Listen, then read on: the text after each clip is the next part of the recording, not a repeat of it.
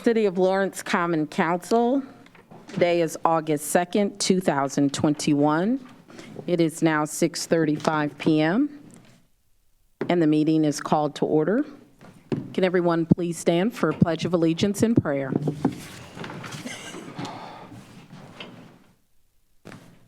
I pledge allegiance to the flag of the United States of America and to the republic for which it stands, one nation, under God, indivisible, with liberty and justice for all.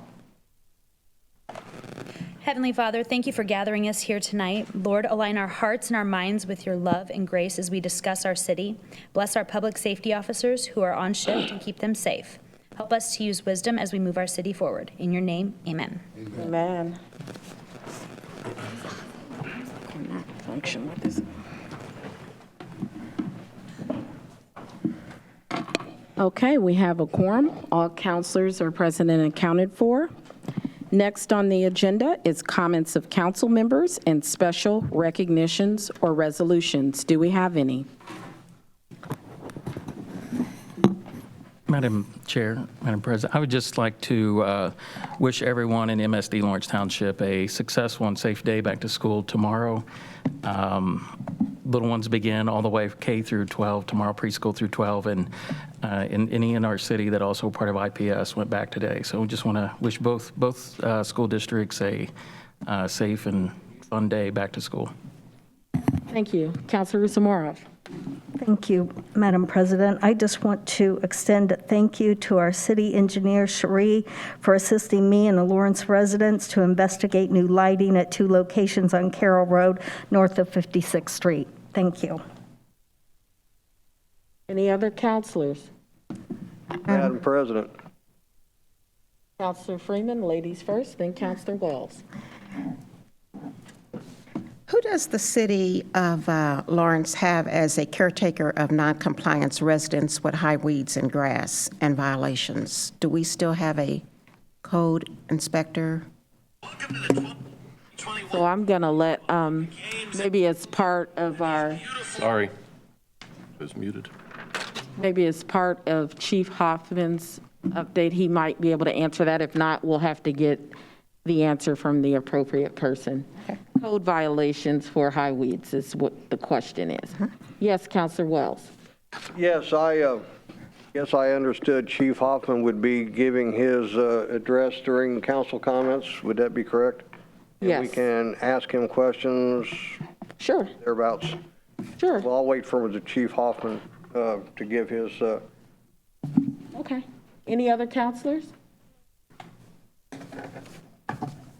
Seeing none, we have Chief Hoffman here. He's going to give us an update on what's going on in our police department.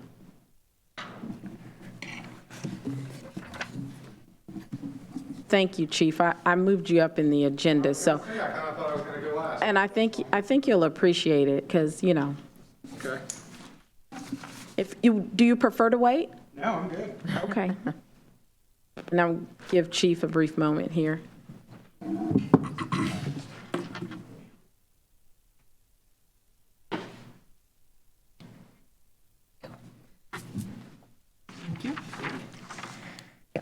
You are about to receive a packet of information that you can kind of go through. It's just general information. You can flip through it as I'm speaking tonight. We've got some photographs. There's an organizational chart, a staffing table. You'll see our mission statement. Thank you. And some other general information about the police department, how we operate and why. Thank you.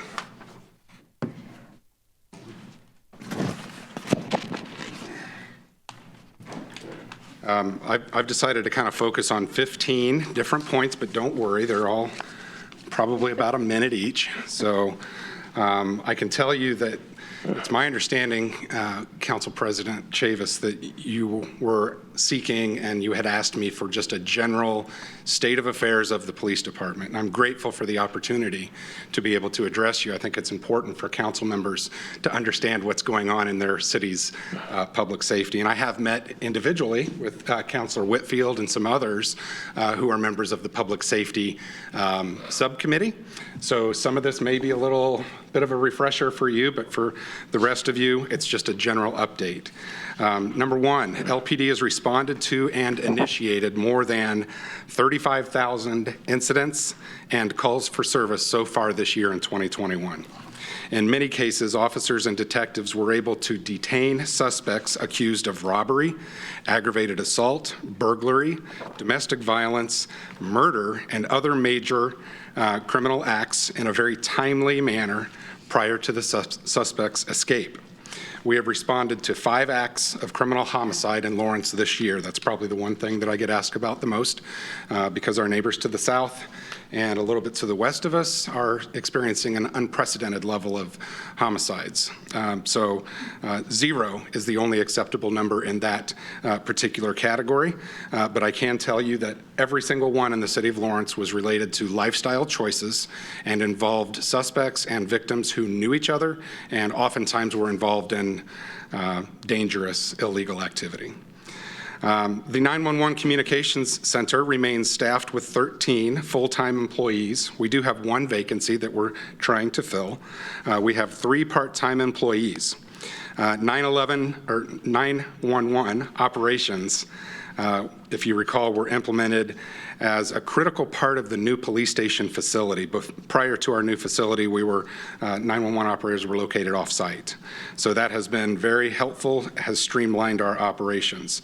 I mentioned earlier we've responded to or initiated more than 35,000 calls for service. Well, I can tell you that that number is actually 35,147.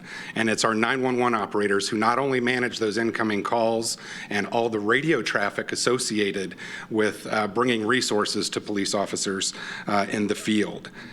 This includes everything from crimes in progress, vehicle crashes, alarm runs, traffic stops, and all self-initiated activity by officers. I did not include calls for LFD service, which are very sizable as well, in terms of responding to fires and medical runs. Our new LPD headquarters building has been fully functional now for almost 2 years, if you can believe that. It was a desperately needed facility, and I thank you all for the support you lended when we were designing and building. We are the hub for operations, not just for Lawrence PD, but also we had several other operations related to other local police agencies, state police agencies, and we had a federal warrant sweep last year that was countywide that resulted in the arrest of dozens of felony detainees, and it was done safely and without incident because of our facility. I still consider our building here in Lawrence to be the premier law enforcement facility in the state. As part of it, the LPD Training Center has been widely used by major well-known training groups to include the IMPD Leadership Academy, Drug Recognition Expert School, National Tactical Officers Association, Sheepdog Guardian Consulting, and the Northeast Counter-Drug Training Center, just to name a few. And because we play host to these training courses and seminars, our own LPD officers are often allowed to attend the training for free.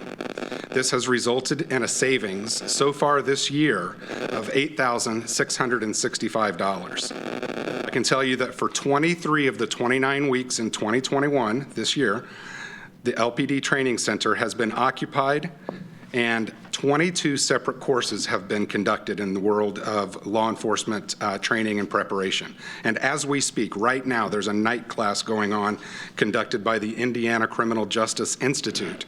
It has to do with drug recognition and traffic safety. And they're from all over the state. Now, keep in mind, the thousands of officers who travel here to Lawrence bring with them their marked police cars and So they're all over our streets, and they typically patronize nearby restaurants, hotels, convenience stores, and gas stations, which obviously brings enhanced security to the area, but also economic growth and development. LPD continues to manage the COVID-19 pandemic environment with no disruption to law enforcement services, including emergency response, calls for service, and we've had minimal staff exposures, surprisingly.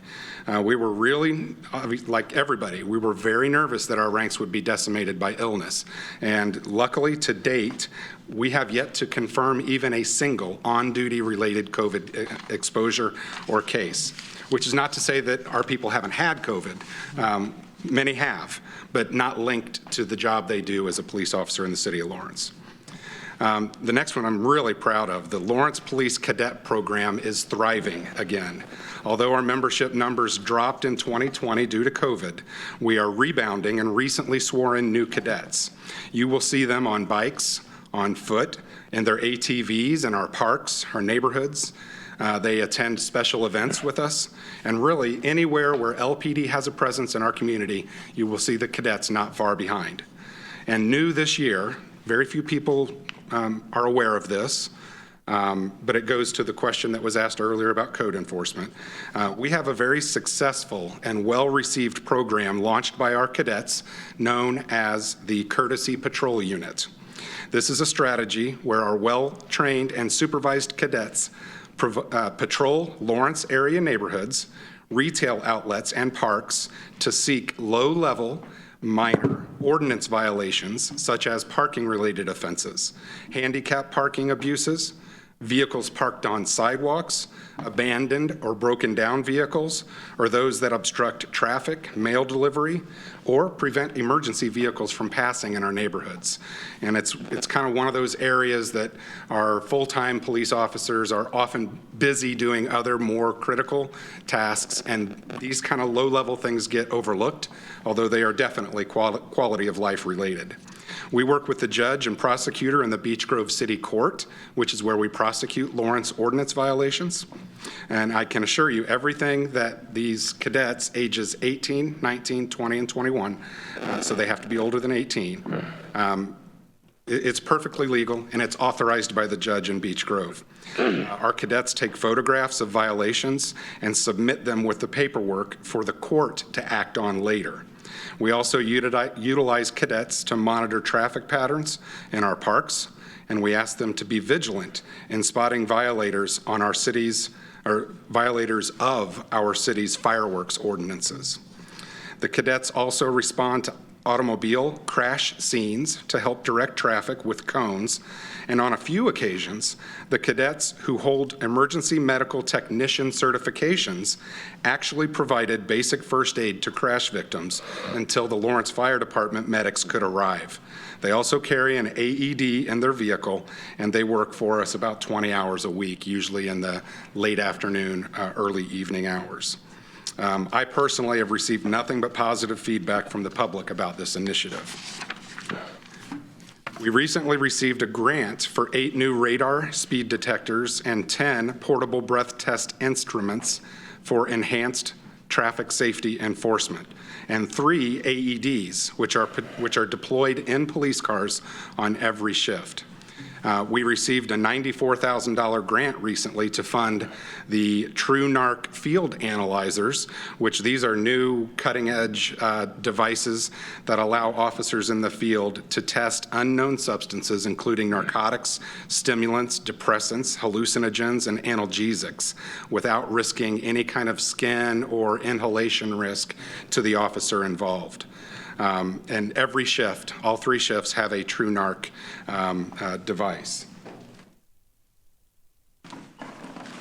I brought a couple little, I guess, visual aids to discuss, to kind of show. This is what a speed detector looks like. It's nothing new. It's a radar gun, and we have, I think every officer who wants one has one of those. And then this is what the portable breath test instrument looks like.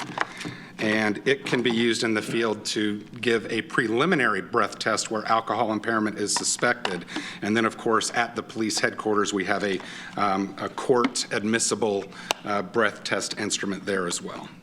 So those are just a couple items. You can check those out after the meeting if you want to see them up close. Our reserve division continues to significantly impact public safety here in Lawrence. So far this year, the members of the reserves have worked almost 3,000 hours, made 80 arrests, issued 500 traffic tickets, and 450 warning tickets. That's important to me because not everybody deserves an expensive ticket. Minor offenses, I think, can be corrected with just a warning, and it builds goodwill many times. And you can see we've almost written as many warnings as we have the expensive tickets, at least among our reserve officers. They have also written 200 incident reports and removed 10 impaired drivers from our streets. Our reserve officers, as you may know, work for us for free. They're unpaid. They donate their time, and they do a great job for us in uniform and in the investigations division. An update on our fleet. I think we have one of the best fleets in Marion County, certainly in central Indiana, with our SUVs. Last year, we were able to purchase 12 new vehicles. And this year, we're kind of holding off. The controller's back there behind me, and he'll probably be nodding his head. I can't see him. But we're looking at, how the COVID-related revenues, and we want to be very fiscally conservative and not order more than we can pay for. Although it is Mayor Collier's goal to have us on a rotational vehicle purchase or lease program so that we don't get to the point that we were at recently in 2015 and early 2016 where our fleet was just dismal.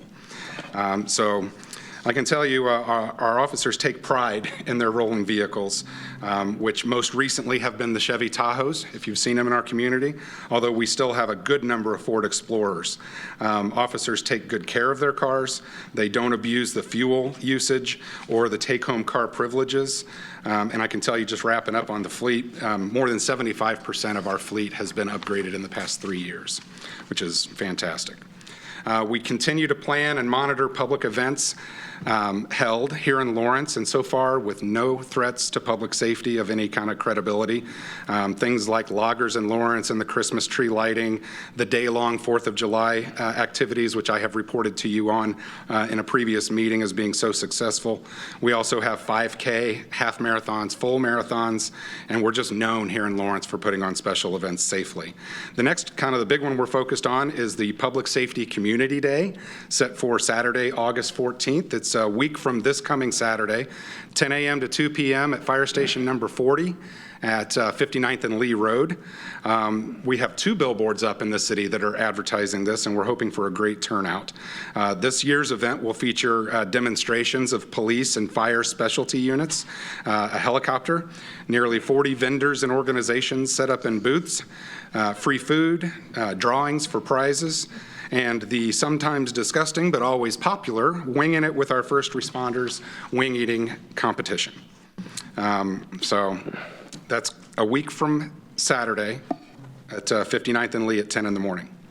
Last year, as you know, we worked with council members in drafting and adopting a 2020 towing ordinance, which updated fees to mirror and bring us kind of up to standards with what surrounding communities are charging. And we shifted the impound release duties or responsibilities to the vendor to make it a one-stop shop for Lawrence residents. Prior to this, the way we do it now, you kind of had to go to the police station, you had to get your release, and then you had to go to the tow yard. It was somewhat laborious for the average person wanting to pick up their car, so now they can just go directly to the lot.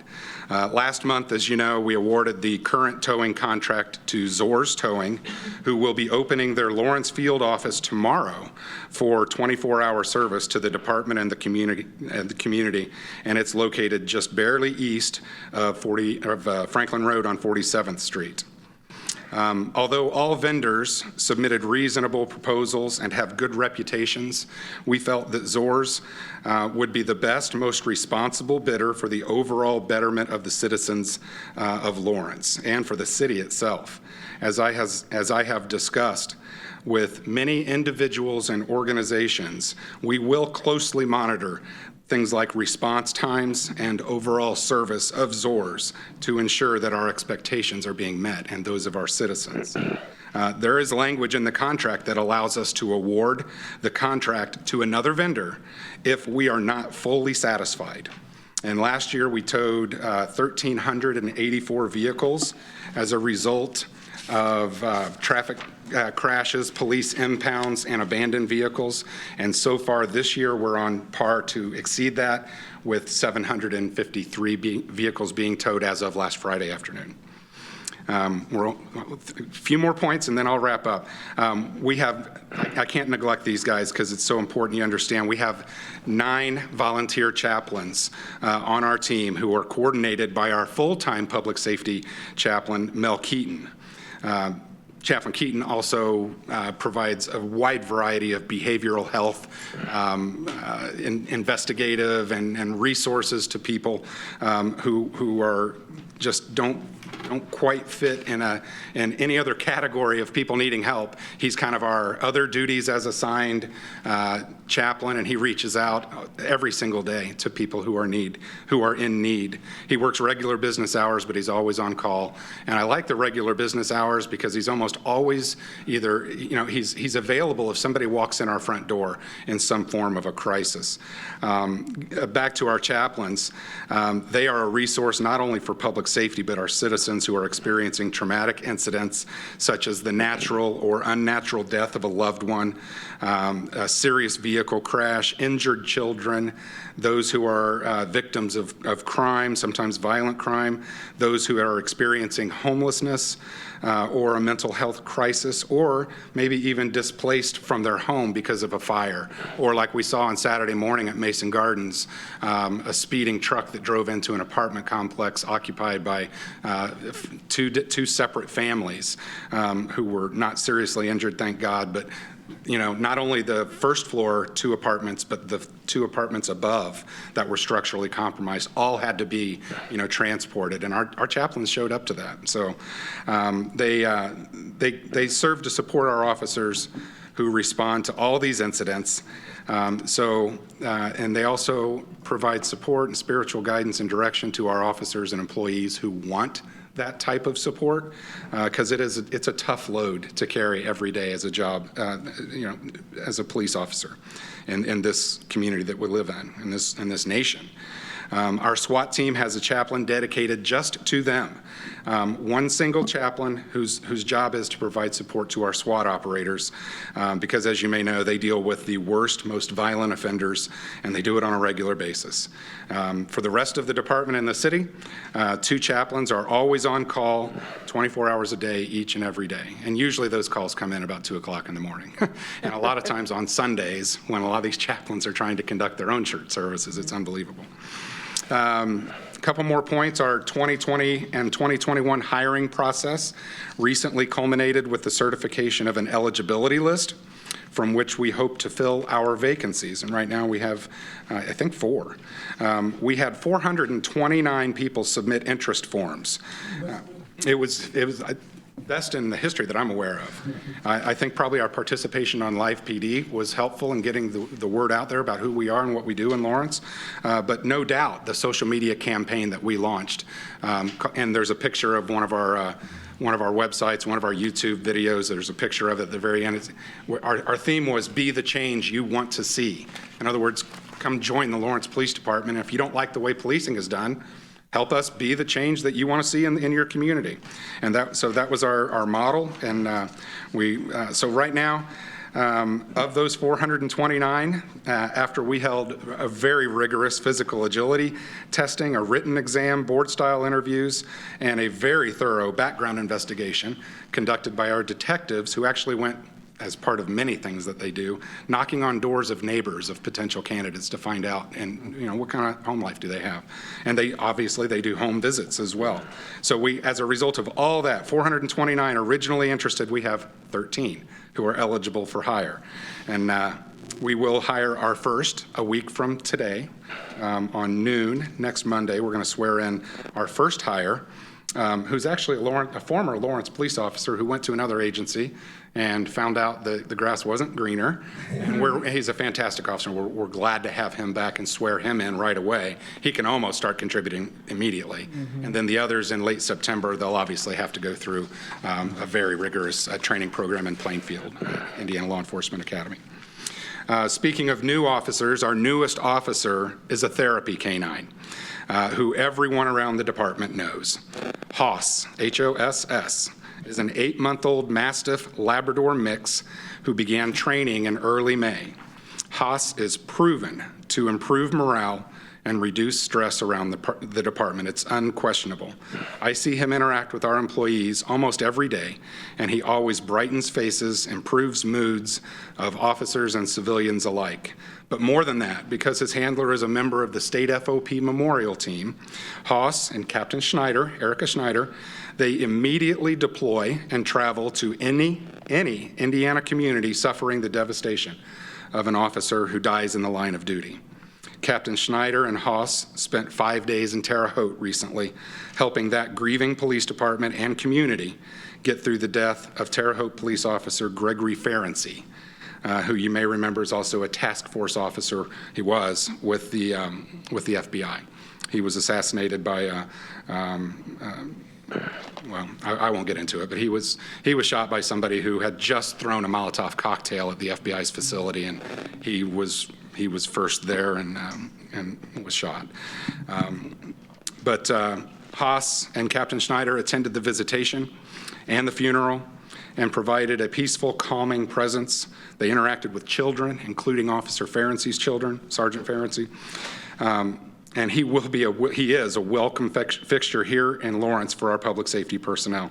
And it's not just me saying this. Our police psychologist, who we have on retainer, he believes this is an excellent, progressive, innovative way to address officer wellness and resiliency as part of an overall plan to make sure our officers make it from hire to retire as healthy as possible. Last but certainly not least, LPD Crime Watch Coordinator Lisa Harvey and Deputy Chief Curtis Bigsby have been very busy planning for tomorrow's annual National Night Out activities, which are all listed on the City of Lawrence website. We will visit 16 various neighborhoods and groups within Lawrence to spend time with our citizens, socialize, answer questions, share information, and basically just have a great time getting out into our neighborhoods for positive reasons. We need to do that more, especially in the year 2021. Events like this keep Lisa very busy, but she also participates in regular meetings of Crime Watch groups, neighborhood associations, apartment complex roundtables, the farmers market every Thursday over at Civic Plaza, Laundry and More at 42nd and Post, which is it's a free service to people at the laundromat there for 3 hours on Tuesday, late morning, early afternoon. Also, at Laundry and More is the and more part is all kinds of social resources that are offered to people in that challenged neighborhood. And she just countless other activities that she has. And if that's kind of where I'm going to wrap up. You'll notice in the back there are pictures of our the cadets that I mentioned that do the ordinance enforcement, which that's a no contact type of a thing. If they're writing a ticket to somebody parked in a handicap spot, which they've done over 500 times this summer, and they want to contest the ticket, we just tear it up. We don't argue, we don't engage, but handicap parking violations were off the hook here in Lawrence, and they're $75 fine. So now that they've been doing it most of the summer, they're noticing there aren't many handicap violations anymore because there's accountability and consequences. They keep cones in their cars. As I mentioned, there's a small, like a gallon gas can so they can help motorists out who may run out of gas. They have the AED is there, and you'll notice also pictured in the trunk is a box of Milk-Bone dog treats because they see, families out walking their dogs or whatever, and they just like to have positive interactions with the members of our community. And then the final picture is that picture of Hoss, who's just a beautiful puppy and holds so much potential for what we're going to utilize him for. So that's my presentation. I'll be more than happy either now or, because I know I ran a little long, I can hang out after the meeting for individual questions. But I'm in my just completed 5.5 years as your chief of police, and I could not be prouder of this police department and the relationships we have, the guidance we get from all of you, the support, the funding.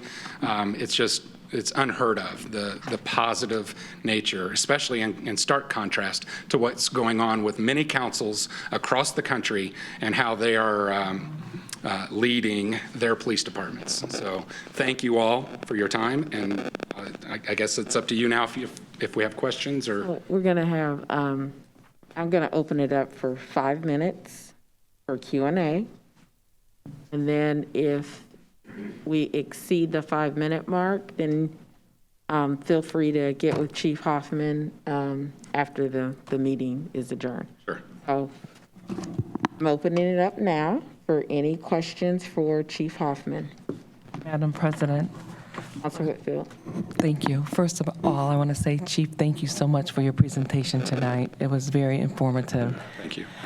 And thank you and your staff for meeting with Council Lauren and I when we first started on the public safety. That gave us a lot of information. What I do want to ask is on your hiring process. You know how I am about diversity, I know, equity, and yes. inclusion. So out of your 13 hires, can you give us any breakdown of the demographics of your diversity? I do not have that with me right now. Many of our candidates are just identified by numbers Okay. at this point, but I will get with Captain Schneider. She's got the list and she's got all the files on everybody, and I'll get back with you. Great, But thank we you. were very intentional about reaching out to people of color to join our organization. And if you go to join lawrencepd.com, it's not really functional now, but it's our website that we were using to attract. And you'll notice that we had many African-American officers, a disproportionate amount that were used in that campaign because we want people to come and join us that look like our community, look like Lawrence. We've heard that before. And so I will get back to you and let you know just exactly what those numbers are in terms of gender and, demographics. Race, ethnicity. Yeah, thank you so much. I appreciate that. Councilor Giles. I had a question. This is a common question I think we get in the city of Lawrence. You kind of touched on it briefly at all the problems that, of course, the east side of Marion County are experiencing, and we have our challenges as well.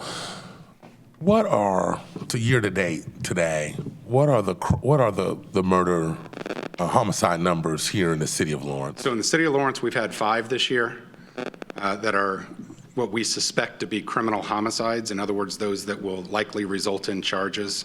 So if you look at it from a statistical standpoint, which murder is difficult too because it's intensely personal to families, but statistically, if you look at our most recent census, we're right at about 50,000 residents that we know of in the city of Lawrence, probably more.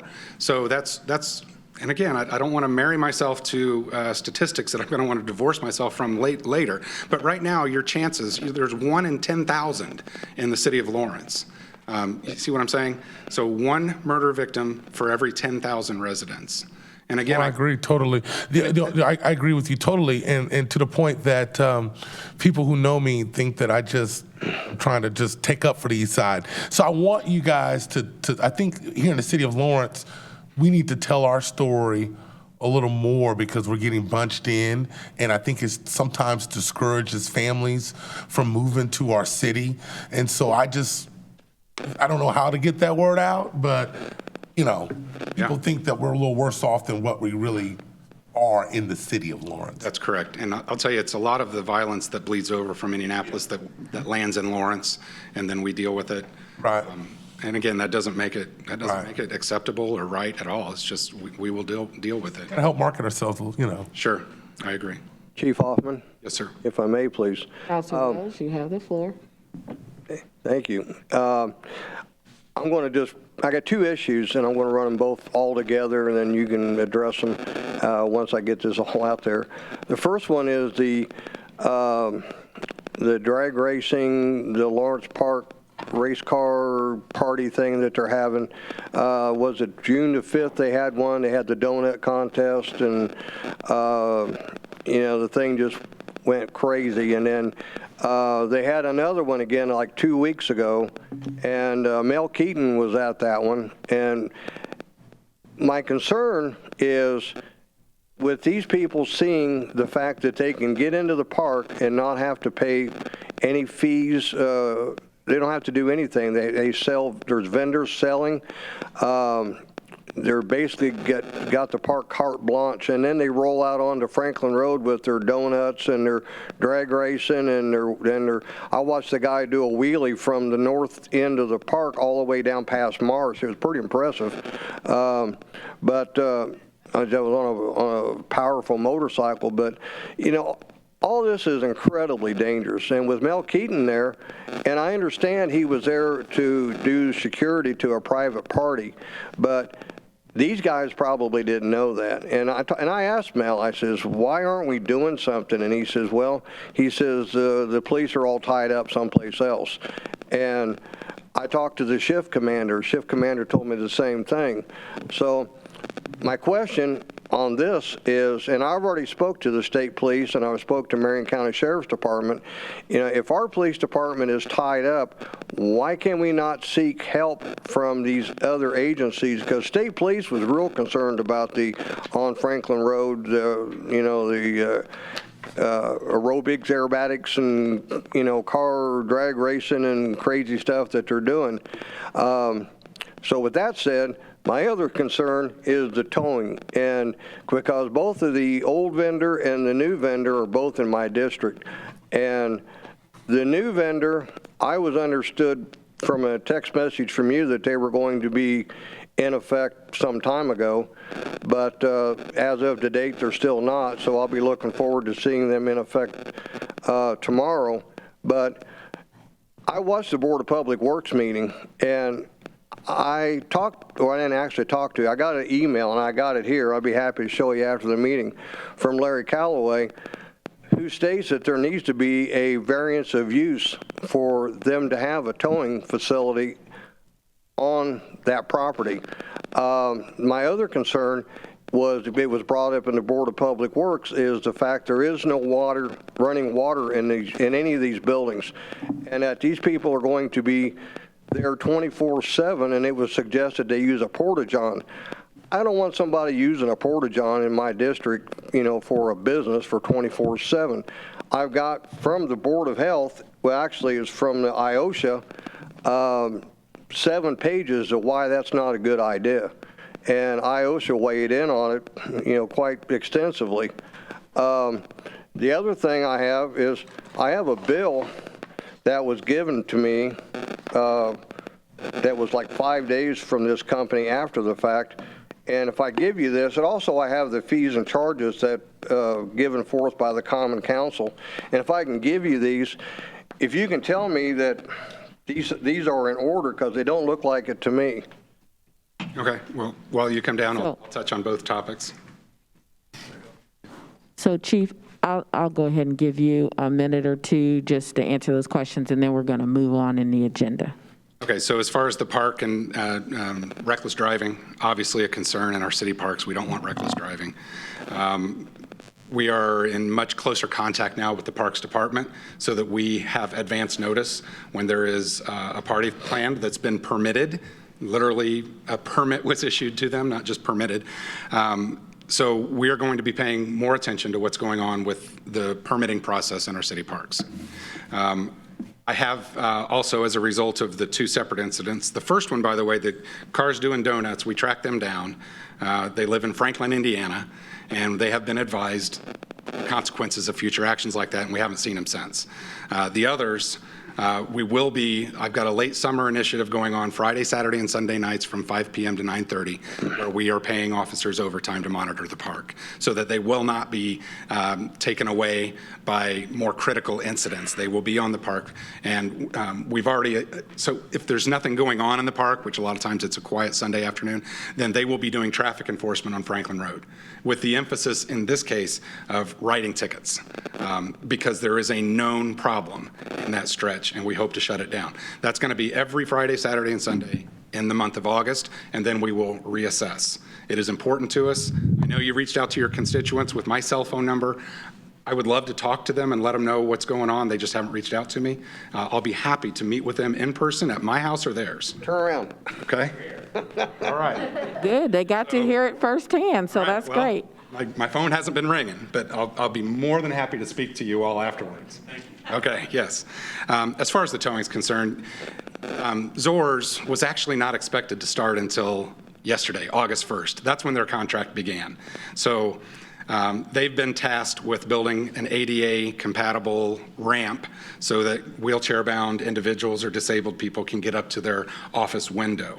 The materials for that ramp have been on back order since they were awarded the contract. Our previous vendor stopped taking our calls for service when the new contract was awarded. So we called our new vendor and we said, hey, we know you're not supposed to start till August 1st. Can you start now? So they have been scrambling to get up and operational and ready. As far as the zoning is concerned, you know, the city engineer, I'm not a zoning guy. The city engineer is, and he tells me, and he told the Board of Works that that property is zoned properly. All I can go on is that.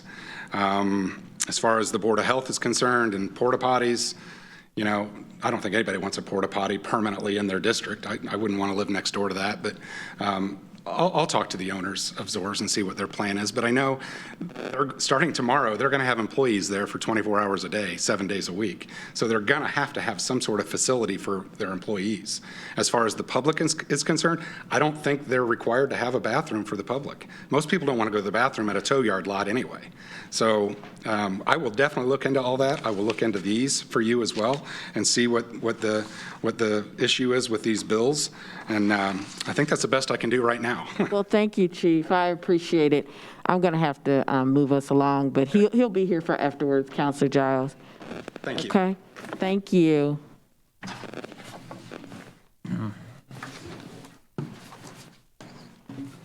Okay, next on the agenda is approval of minutes of regular meetings of July 6th and July 21st, 2021. Is there a motion? I'll make a motion to approve. Motion, Counselor Rusamoroff. Second. Second, Counselor Whitfield. Any discussion? Seeing none? All in favor by show of hands? Unanimous? That's the first time we've had to do that in a long time. Yeah, I was just thinking that. I almost didn't know what to do.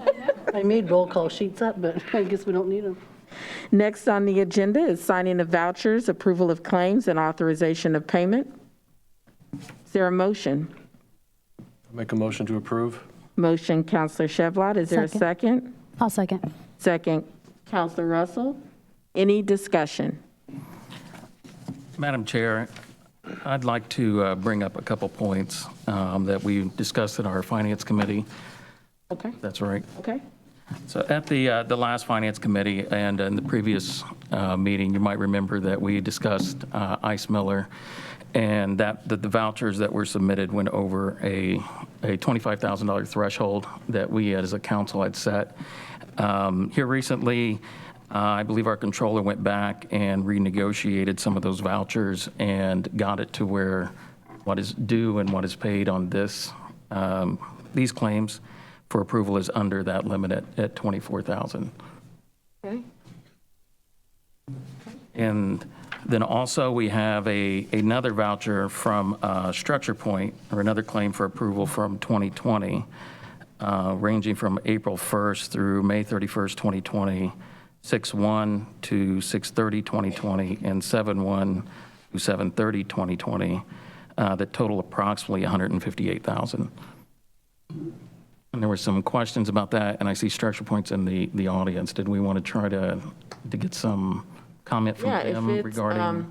I think a comment is appropriate. That's what we need to move this forward, so, Controller? So, was able to do some research, and I don't know if anyone remembers, but back in December 7th of 2020, there was the presentation of the fire station. Essentially, all that work is what we're paying for now. So they were taking place, doing that work, or April of 2020 to July of 2020. You guys saw the presentation in December. That's what that's for. Now they can give more clarity if you'd like to have it, but. So I guess the question is, so $158,000 paid for a PowerPoint? Well, again, they can give more clarity to what all was in that, but there's a lot of layers and detail and a lot of back office work that went into that. But they want to come up and discuss it a little bit more in detail, but I have the PowerPoint if anyone wants to review that. I remember it. I think the other question was, I think several counselors at the time of the Fire Station 38 asked what the design was, could we view it? And we were told that it didn't exist. So seeing it on the claims was kind of brought the Can question you repeat up. that again? When was that? Roughly February, March, April of '21. Yeah, basically, so through the whole process, the process. question was asked several times about the design, and we were told several times that there wasn't one. And so I think that is the point of confusion for many of the counselors is, you know, we were all in attendance at those meetings, and I've spoken to almost all the counselors, and, you know, our recollection is the same. And so, you know, it was just surprising to get this bill. And I understand that this would normally, you know, be part of the bond, go through the bond. And so this is caught us off guard. So that's why the questions, and if anyone has specific questions for Structure Point and they are willing to answer them, fine. If the controller can answer them, that's fine as well.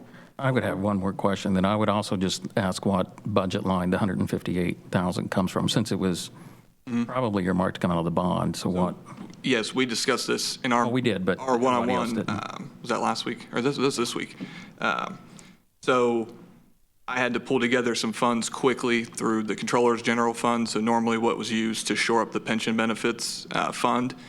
If you remember in the last finance meeting, we would get reimbursed that, so as long as we hit the right timeline, we're not going to actually see a budgetary problem. So can you explain the timeline though? Because I mean, it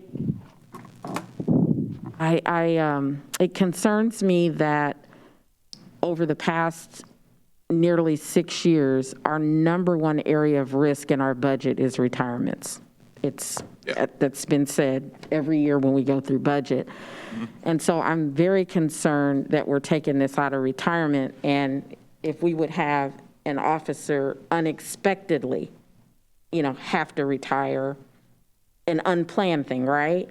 Or maybe they decide they're going to retire. Or one year we had like 3 retirements, and financially that was really hard. So I need to understand, you know, when do we expect to get the reimbursement? And what is the risk from a timing standpoint?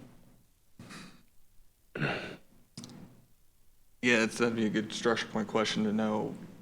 Really, we need to know then how far, if we get this claim paid today, how much longer until we get the bids? Once we have the bids out and we accept them, we get the bond proceeds. So we'd like to do that. Well, I'm not going to put a timeline in your mouth, so if you want to talk to that, but.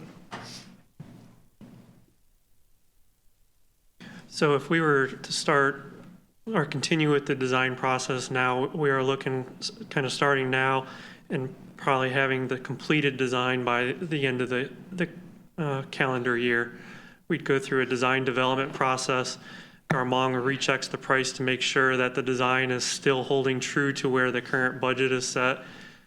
And then after that is made sure that it's still in line, we review with the owner and the group, get approval to proceed, and then we complete the construction documents.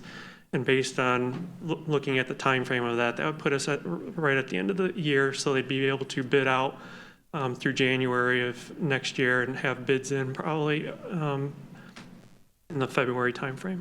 Okay, so that already tells me that we're not going to make it this year. So what's going to, Controller, what's the plan for the 158,000? I'll bring him back. Don't go too far. Can I have his name for the record? Scott Marchison.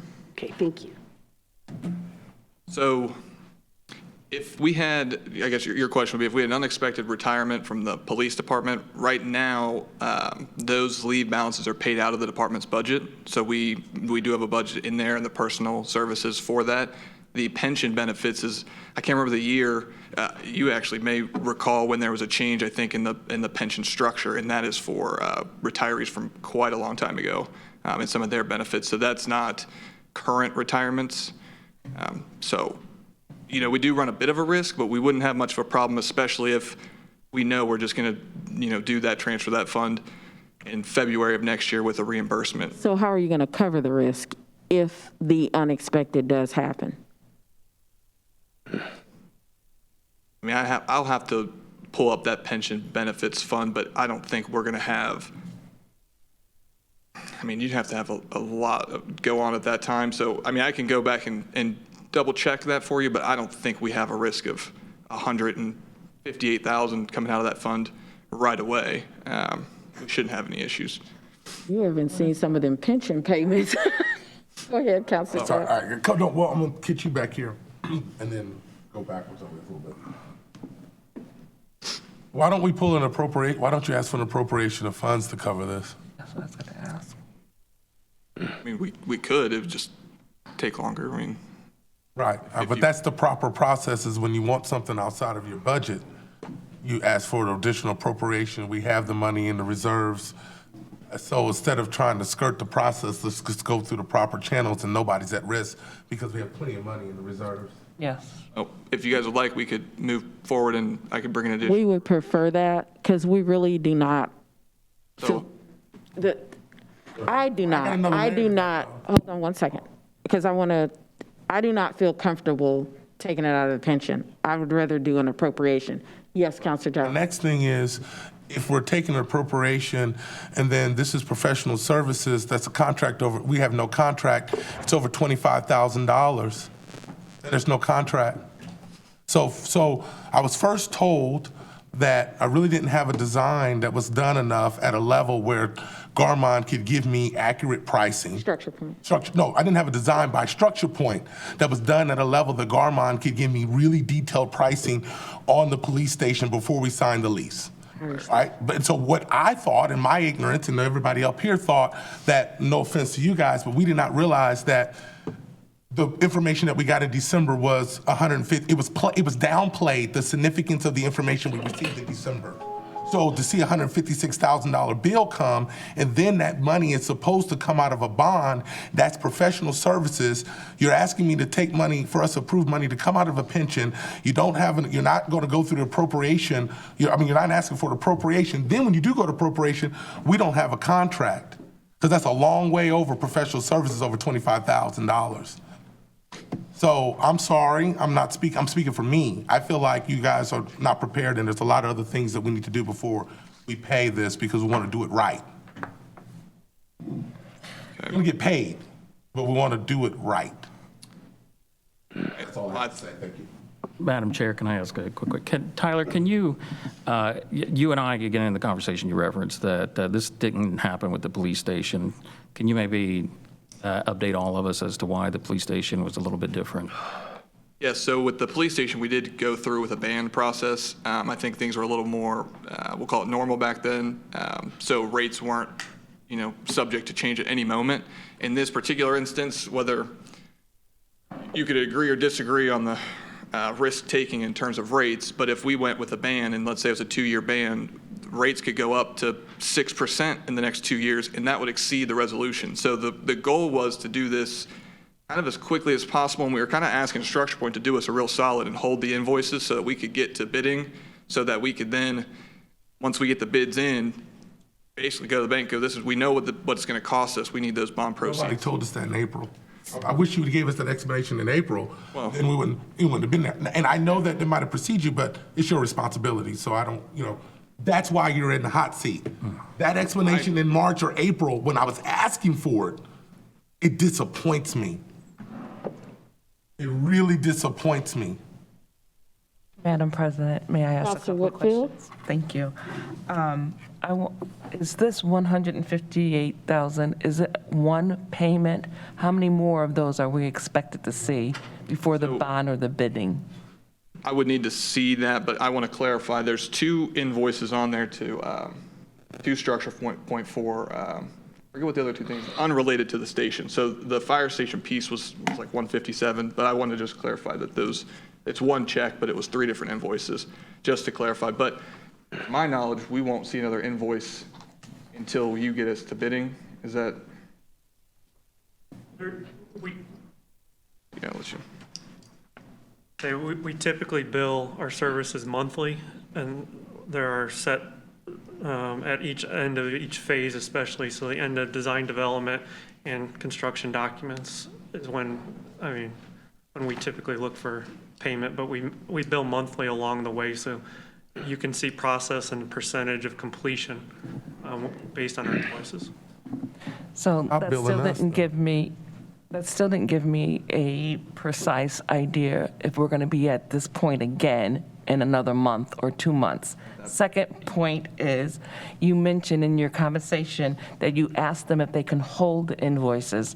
Did we ask them and get an answer in regards to can they hold the invoices until it's time for us to do the, because you're going to get paid. It's just that I'm uncomfortable touching the retirement pension.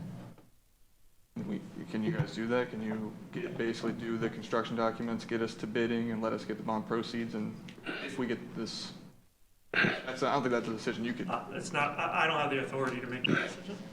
Yeah. Bit of a compromise. Would you guys prefer I can get in some preliminary discussions and see if we can even do a 6-month ban so that we could pay this invoice and we will pay them, we'll basically reimburse ourselves with the ban and then use the ban for the remainder. So that way we don't have any more of these. I think that probably, I see what the prior controller wanted to do, which was you don't want to, and back to your question, you don't want to issue a ban for 2 years and you're stuck with this really great low rate. It's interest only, and then in 2 years you get stuck with, whatever the rates are. At this kind of point in time, I think if I can talk, find a bank I could talk to, and I think they're hungry anyways, see if we can get a 6-month ban, and that will eliminate this problem. Essentially, we won't pay another invoice with the budget. We'll just use the ban proceeds essentially. But the We other would need option to- was, the other option is feasible. The first option A is feasible. And so my question, I'm sorry, is there anyone in the audience that does have the authority to make the decision on, or that you could maybe go step away and come back and see if you can make that? I don't understand why they can't wait on the bond. And you're going to bill us $800,000. Why can't you wait on the $158,000? You've already waited. Looking at the invoice, it's already from April of 2020. And so I don't understand that. And we do good business with this firm all the time. So I think that you should go back and discuss that and then see if you can come up with a deal that's more equitable for the city of Lawrence. Certainly, I can have a conversation with them. Let's, You think you're kind of give me 1 minute, Controller. Let's, we're going to take 5 minutes. We're going to take 5 minutes, and we're going to come right back, okay? Just a 5-minute recess.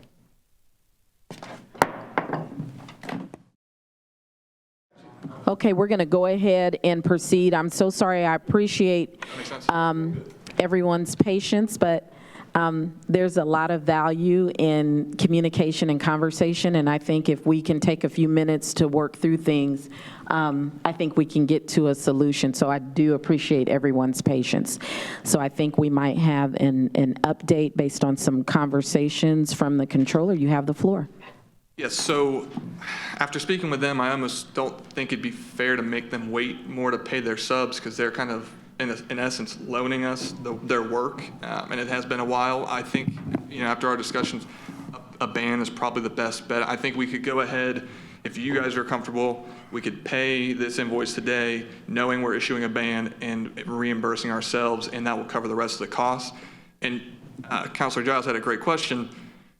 Why aren't they getting us to the bond proceeds? In a normal process, you have a band that's already paying this along the way. Right. We weren't doing a band, so we were really asking them to do, almost $700,000 in work, without getting paid, and that's, significant. So to me, I think if everyone's comfortable with it, we can pay the 158, but the 157s with the pension benefits, and we can do the 6-month ban. I've already talked with bond counsel about this today.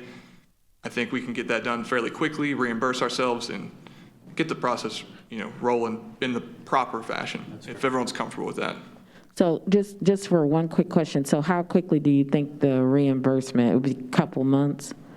Probably 2 to 3. I mean, I'd spoken at the beginning of July with Bruce Donaldson about needing one potentially. I wasn't sure if we would. Okay, And so we have everything, I think, ready to go pretty quickly. all right. Madam President, Yes, Councilor Whitfield. questions. Thank you.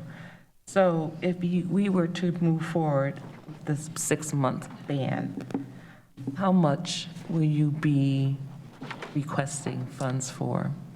That's a great question. I would probably only ask for $1 million because if we don't use it all, it just rolled into the bond proceeds. So let's say the project costs $10 million. If I still have 500 left over, the bond proceeds pay the ban off. So if I still have 500 left, I'm only going to get 9.5 from the bond proceeds, even if I'm supposed to get 10. So Yep. if we have a little extra at the time, it's all going towards the total cost. So So it doesn't, so for clarification, it does not increase the cost of the project, it would decrease the cost of the project.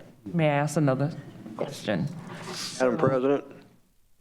Councilor Whitfield had one more question, and then Councilor sorry. Wells. So when we submit and pay this voucher, he did mention that they invoice monthly or after each phase. Will they be coming back to us? Where are we now in the phase of this design planning? Because I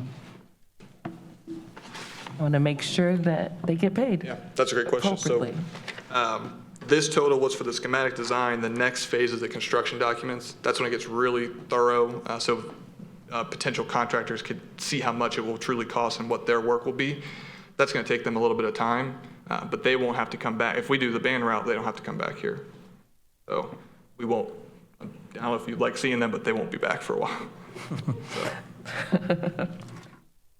Okay, thank you. Councilor Wells. Yes, thank you. This project, when it was first proposed, was like $9.5 million, went to $11.5 million. I think council was back down to $9.5 million. Then we settled on, or the council settled on $10.5 million. You haven't done the bids yet, and every bid that I've seen in the construction industry that I'm in, or service, everything is completely off the top. I mean, this is one of the reasons why I voted against this project at this particular time. You know, you're talking about this thing coming in under the $9.5 million. What if it doesn't? You know, what if it comes in well over that like the police station did? And then, you know, the bond is X amount and we were guaranteed that this was the most it was going to cost. So, I mean, what if there's a huge overage and now we're into the pension fund? You know, that's my concern. Again, so once we do the ban, the pension fund is going to be just fine. We're reimbursing ourselves there. But great question, and it's, you know, fair concern. If this comes in, the reason why we set the maximum borrowing amount at 10.5 is because with the, was it the 5% rate? That won't impact property taxes at all. Let's say it comes in at 11, our operating reserve will have to cover the extra 500,000. If it comes in at 20 million, the project's done. So, you know, your concerns, I see what you're saying, but if the bids come in at, you know, at a ridiculous price, the project's not getting done. If it's, you know, within a few million of the. Well, how much are we going to spend with these engineers and stuff to find out that it's going to come in at a ridiculous price, or it may come in at a ridiculous price? What's going to be the most we're going to be involved in this? Find out that we can't do it. And let's look at the. I remember how much the total is off the top of my head. So the total for design is $675,000. If you take away the last phase, do you remember how much the construction administration portion was? It's called $500,000. It's roughly 800,000? No, the total design is $675,000, and that's in 4 phases. This was for the schematic design phase. I would, you know, I have to double check the invoices and the breakdown from the, construction administration gone, maybe 500,000 for the total to get us to bidding. So yeah, there is the risk that we spend all that for the design and the bidding and it comes in at, you know, 15 million, but that's a risk. I don't think You can't circumvent that process. Yeah, I mean, you're going to have to pay for design and bidding documents. And even if we don't, let's say hypothetically, because we're hoping that that's not the case, but hypothetically, if that were to happen, we just would build in 2022 or the design would be the same. We already paid for it. Right. So, Well, in reasonable times, but these aren't reasonable times. so the design doesn't change even though the cost of the supplies might be more. The design is the design. Once we pay for it, it's paid for, and we can use it at any point. Correct. So, yeah, I mean, we can use the design in 2 years if things flatten out. I mean, we will own that design. So if we need it in 2 years when inflation flattens, that's an option. Thank you, Controller. We're going to go ahead and vote on these vouchers because that's really what we're here to discuss. We went all the way around to this voucher, but thank you so much for your time. Thank you. All right, there's a motion and a second.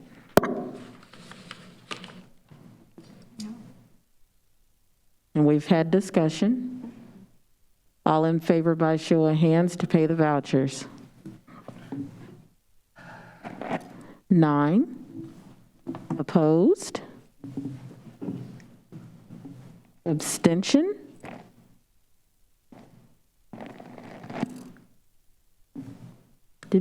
Counselor West, did you vote in favor? No. I didn't. Sorry? No, he had, Did you vote in favor? I'm sorry, I didn't see your hand. I can't understand you, I'm sorry. Did you vote in favor of paying the bills? I didn't see your Yes, I hand. voted in favor.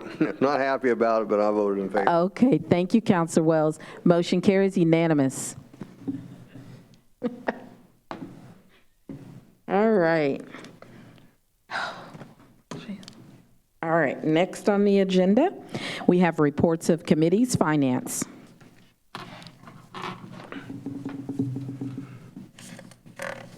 Yes, that's me. That's you, Counselor Denny. My notes.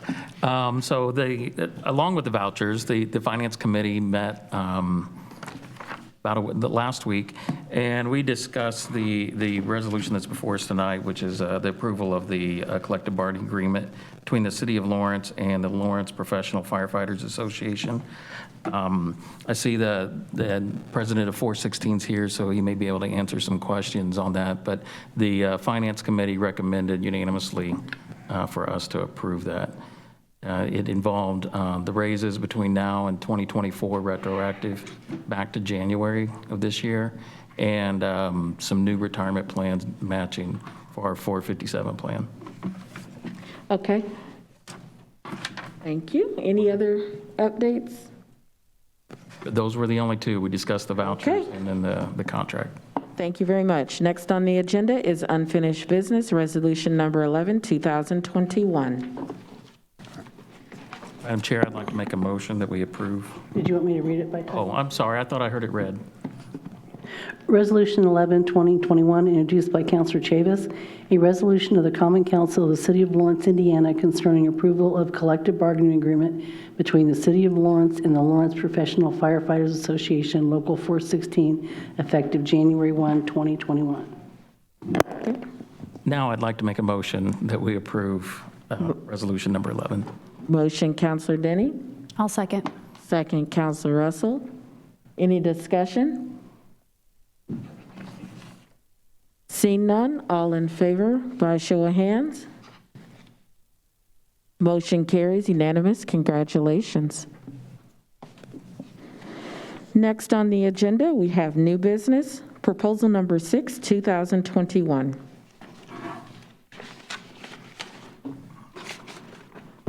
Proposal number 6, 2021, introduced by Councilor Russell, a proposal for an ordinance of the Common Council of the City of Lawrence, Indiana, amending the Lawrence Municipal Code to establish an all-way stop intersection at Cork Road and Cork Place. That'll be assigned to the Code Committee. Next, we have proposal number 7, 2021. Proposal number 7, 2021, introduced by Councilor Chevlot, a proposal for an ordinance of the Common Council of the City of Lawrence, Indiana, amending civil salary ordinance to add city attorney position. Madam President, Yes, Councilor Chevlot. I'd like to make a motion that we suspend the rules and possibly vote on this tonight, and I can explain why if you'd like. Go right ahead. So I was asked by the administration, currently the city does not have a in-house legal counsel. In our salary ordinance, we do have a title called corporation counsel. However, the city is looking to hire their own attorney. Currently, they use corporation counsel as an outside firm. I believe the firm is Taft. And it's at a higher, much more considerable rate. And so by having a city attorney on staff, we would no longer be using law firm Taft at the level that they have been using, which would save the city a considerable amount of money. And the reason why the city attorney title is in there is because according to the state statute, corporation counsel requires this employee to live within this Marion County, whereas the city attorney doesn't have that liability attached to it. So it doesn't cost the city, as far as council appropriation, it's not going to be anything outside of the budget. In fact, it's probably going to be less expense to the city because they're not going to be using outside counsel at the extent that they had been using. So, and it doesn't, like I say, I don't, if you want to put it to committee, but it doesn't have an impact one way or the other on a budget. So I'm not even sure which committee you would put it in, but thought I would make a motion if we could suspend the rules. Okay, there's a motion to suspend the rules that requires a unanimous vote. So there's a motion. Is there a second? I'll second. Second, Council Russell. Any discussion? I have one question. So, and this may be directed to the controller or Councilor Chevlot. So the comment was to help save us funds on Taft. We just approved a voucher where we got reduced Ice Miller's fee, thinking that would go to Taft. Does that fee still disappear? Is it absorbed here? What happens to that unpaid portion that you were able to negotiate? That is a good question. So I need to double check on that. We did have, I believe, 2 separate agreements with Taft Corporation Counsel and then the Minority and Diversity Supplier.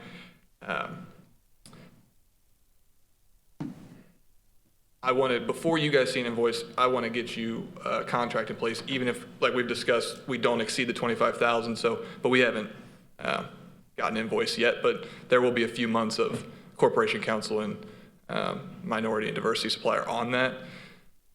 So is Corporation Counsel doing minority and diversity, or is Taft? You're one and the same. Yeah, I mean, it's gonna be one and kind the of the firm offers this additional, I mean, it's more of a consultant at Taft that provides those additional resources to Jeanette. Thank you. Thank you. Sorry, question for clarity's sake.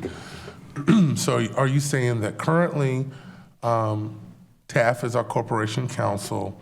We are going to be moving on from them as corporation counsel? Nope. So to clarify, Corporation Counsel, the firm, will still be technically, because Corporation Counsel is the head of the legal department, so we still want a firm for that big safety net that anything could happen, and we have the depth of a firm, but the fee structure will be a lot less because they're not really on retainer in that sense. They're almost on like an on-call. What's about total cost? So I'm trying to make sure that I'm following or tracking Councilman Chevlot here. Don't let me put words in your mouth, correct me if I'm wrong, but I thought from listening to him, he was saying that we're currently using corporation counsel to handle our legal needs. Now we're gonna bring somebody in-house, and so we won't have to use the outside. Not to the extent that we're using now, because right now, all of the legal work is done through Corporation Counsel. Right. Now, by hiring the city's own city attorney, the salary's capped at the $99,000, I think it was. Yeah. So most of that legal work is going to be done now through an employee of the city and less on Corporation So Counsel. does the total number change? That's what I'm asking. That we could split it, but does the total number for legal services out of the budget, does it change? Shouldn't. Yeah. You mean the total for legal service in terms of? I don't want to say that we're salary plus? saving money if we're not, if we're spending some in-house on an employee, still keeping a corporate outside, but they're not doing as much. So the total legal bill I'm asking, does it stay the same or is it less than? I'll withdraw. Does this, yeah, okay, so wait a minute. Counselor Chevlot is going to withdraw. I also withdraw. No, because I'm signing this to the Finance Committee, and we'll be able some of that to answered there. discuss and debate. Okay. And counselors will be able to ask questions. So we're going to withdraw the motion to suspend the rules, and we'll talk Okay, about this. I'm sorry. That's what that is. Okay? All right, thank you. Thank you so much. Okay, so proposal number 7, 2021, will be assigned to Finance Committee. Next on the agenda is resolution number 12, 2021. Resolution number 12, 2021, introduced by Council Russell Moroff, a resolution of the Common Council of the City of Lawrence, Indiana, providing funding for habitats in Lawrence parks. That will be assigned to Parks Committee. Next on the agenda is resolution number 13, 2021.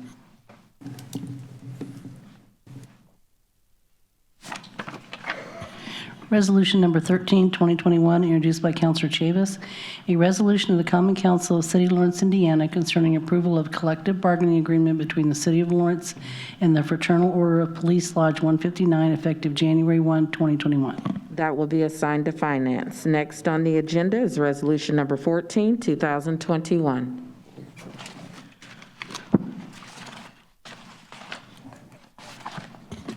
Resolution number 14, 2021, introduced by Councilor Chavis, a resolution of the Common Council of the City of Lawrence, Indiana, concerning retention of Bose McKinney and Evans LLP as legal counsel for zoning matters. That will be assigned to Finance. Next on the agenda is proposal number 8, 2021. Proposal number 8, 2021, introduced by all of the councilors, a proposal for an ordinance of the Common Council of the City of Lawrence, Indiana, amending the Lawrence Municipal Code to establish Juneteenth as a paid holiday. All right, this was sponsored by the whole council, so I think it's appropriate to make a motion to suspend the rules. Madam Chair, I'd like to make a motion to suspend the rules. Motion, Councilor Denny. Second, Councilor Russell. Any discussion? Okay. By show of hands, those in favor of suspending the rules? Unanimous? Now we have a motion to approve. Is there a motion? I'll make a motion. Motion, Councilor Russell. Okay. Second, Councilor Whitfield. Any discussion? Seeing none, all in favor by show of hands? Motion carries. Unanimous. Juneteenth is now a city holiday. So for these firefighter and police contracts, you got another holiday to add to your contract. All right, congratulations. And that is an awesome representation from this council and for our constituents and our city. So thank you, everyone. Comments of the administration? I think they're all talked out. Citizens' comments. And I'm going to call your name. If you just please come forward, state your name and your address for the record, and you have 5 minutes. Judy Logston. I am Judy Logston. My address is 5230 North Franklin Road in Lawrence. I wanted to speak about the overall speeding on Franklin Road and specifically to the reckless driving on Franklin Road by vehicles coming into and leaving the Lawrence Park. There have been at least 3. I want to talk about 3 times just since this spring that there's been a group of vehicles that have created extremely dangerous conditions along Franklin Road and in the parking lots of the park. 2 times prior to July 4th. Second weekend in June, a large number of cars that were there actually associated with another group who actually rented park facilities. This group of people have met at the park several times previously. They've had pop-up tents. They sell items, sell t-shirts, other items for their own fundraising. There's even an ice cream truck that shows up. I had shared these videos with Eric Martin, Jeff Vest, and Councilman Wells. And I'm pretty sure Councilman Wells has shared those videos with several other councilmen. Some of these cars who did the exhibition burnouts, and I think they call them now smokeouts because the whole intent is to smoke out the whole entire area, and donuts at the entrance of the park. These are also in the parking lot of the park, between the rows of parked cars and all around while spectators were there to watch, adults and children that would go to the ice cream truck. At one point, the regular traffic on Franklin Road was backed up from the entrance of the park to Dairy Queen just to allow this.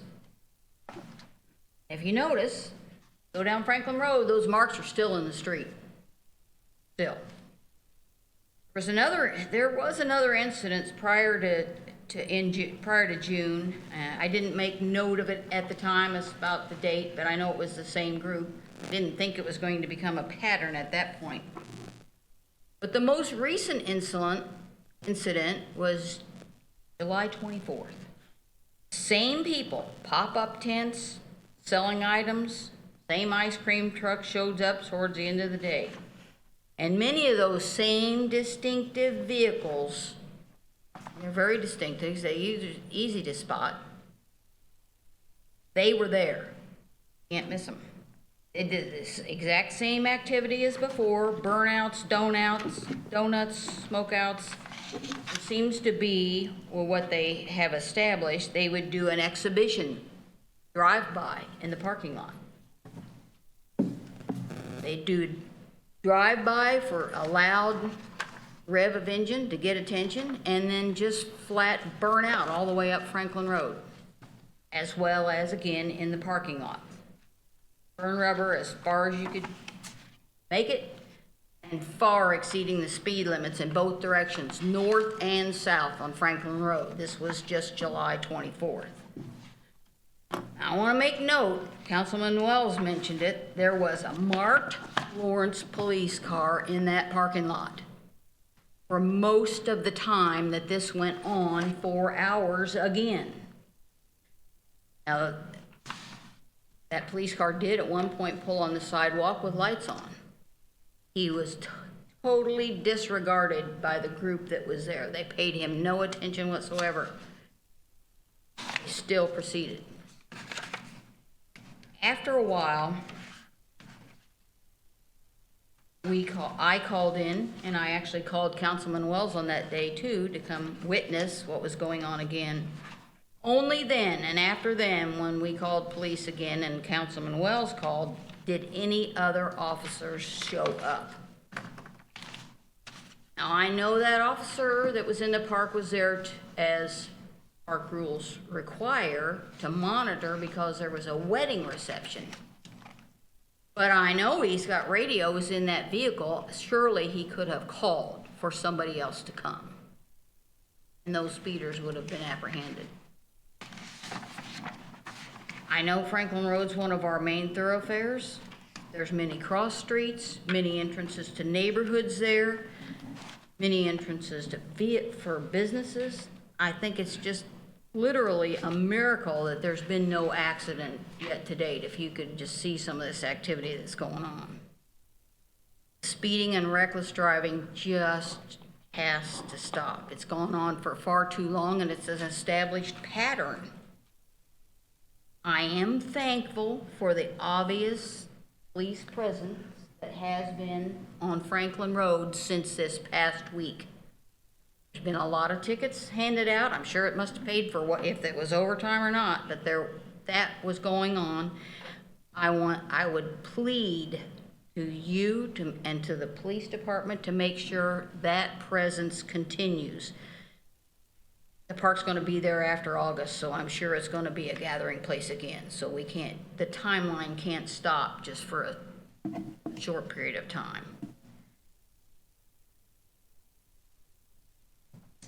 I would suggest possibly a regular schedule established, not just to stop, I think, at the end of August, but to maintain that. perhaps even a sign. There used to be a sign, it might still be there on Shadeland Avenue for the cars that come off of 465 that would monitor, that would flash the speed. That would be a great idea on Franklin Road. It is right there in front of a park. Ms. Loxton, you have about 30 more seconds, please. All the positive interaction the police department is going to make an effort and is making an effort to do is going to be negated when this activity continues. And so will the money spent for the Parks Department and the City of Lawrence to make note of our cultural district and all the activities the parks have. You're holding a wedding reception and that stuff's going on in the parking lot where you're at, you're never coming back here and you're going to tell everyone you know. So please, you have a park committee, time to talk to the Parks Department board. You need signs, address the rules in the park, whether you're renting the place or you just have a group that shows up. There are rules to be obeyed. So please, let's put up a sign and let them see it and then enforce the rules.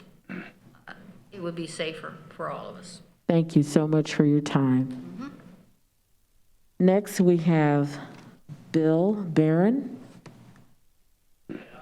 I agree with about going on there. I've lived there for Mr. Barron, go ahead and come forward for me, please, so everyone can hear you. No, you're fine.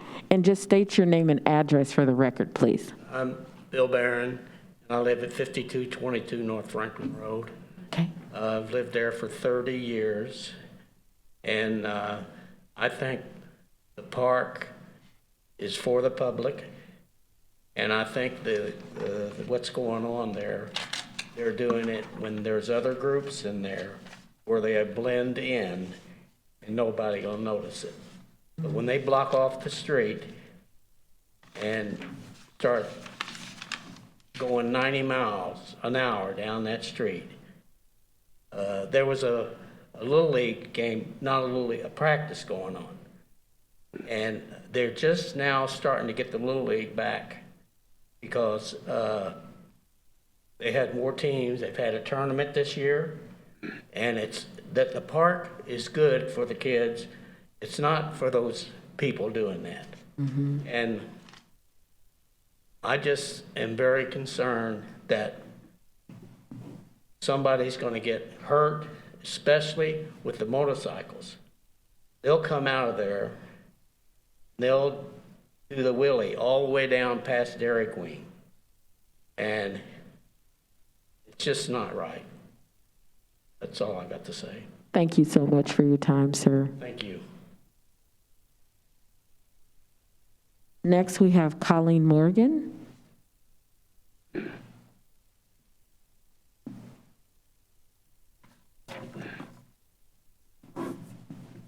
Please state your name and address for the record, ma'am. My name is Colleen Morgan, and I live at 8140 Patton Drive. My house, the backyard, butts up exactly with the walking path of the park. I agree with what's already been discussed about the situation that everyone's become aware of. I didn't know until this evening that it has been heard about and that it's going to have something done about it to where the police will be coming out every weekend. That is so reassuring, and finding out there's someone, if we have any questions regarding that, who we can talk to at the police department. On the same note, talking about these people that come into the park and the other events that do take place in the park, we have such a big problem with trash. And it just does not seem to be where people want to use the trash cans. There's a sign when you go into the fort that says, "Please do not trash our city." I know there is a sign in the park, one that I've seen about not trashing the park, but as far as putting it close to where the trash cans are, there's nothing. There's nothing about a fine. I'm even wondering if there's any way, because there's poles that we used to have the floodlights on them, if security cameras could be put so that they know that they're going to get a fine if they litter. Because, I mean, any event we have, it's horrible the next day. I walk my dog every day there, and when you see it, it's just so depressing. And with the kids being there, that's such a bad example to let them know it's okay to do it. So anything that could be done to fix that would be greatly appreciated. Thank you. Thank you, and thank you so much for your time and your comments. Next, we have Joanne Wallace. I hope I pronounced your last name correctly. If not, okay, good. You can come forward and just state your name and address for the record, please. Hello, everyone. My name is Joanne Wallace, and my address is 5814 Long Lake Lane in Winding Ridge, Spring Run Community, 4635. I am here today because I want to bring to the council attention regarding Lawrence Public Works pickup trash services. Okay? I want to ensure that the trash collectors are making proper runs when the trash containers are full and not compacting the trash on their routes, because it is leaving the nastiest liquids, stench and filthy, trailing behind these garbage trucks. And they're dirtying up our streets. My neighbors and I are trying to, after the pickup, we're trying to clean the streets. We can't get it off. It happens every Wednesday, and now we have so many stains on our streets. I feel that is bringing down the property value of our homes.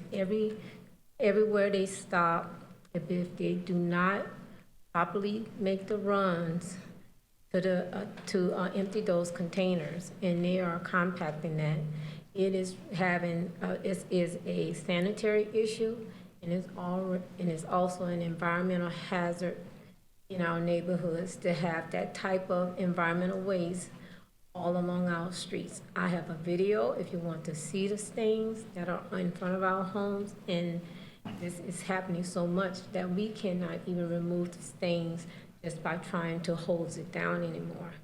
So I'm asking this council to ensure that the trash collectors are making the proper runs so it will not bring down our property value. Right now, we don't know what to do with these things in our street. We're hoping that if they have some type of audit or some type of checkup, that they're doing that delivery and it drops off properly. I'm hoping that those things will automatically, over time, go away. But right now, we can't even remove them anymore. So, and I've been at this community for 14 years, but I did not notice working from home for COVID, that I understand why we are having this, and it's on an ongoing basis, and now it's just really looking bad. And I agree with Terrell Giles that these type of things give Lawrence a bad name, making our community look worse than what it is. I love my community, I love my neighbors, but this has to stop. Thank you so much for your time and your comments. Ma'am, excuse me, could you repeat that address again, please? 5814 Long Lake Lane. Long Lake? Yes. Long Lake? 35. It's in Winding Ridge, Spring Run Community, but it's all of Winding Ridge, not just in mine. It's the golf course communities. Right. All right, thank you. You're welcome. Thank you for your time. I see no more citizens signed up. Is there anyone else here to make comment? Seeing none, we're adjourned.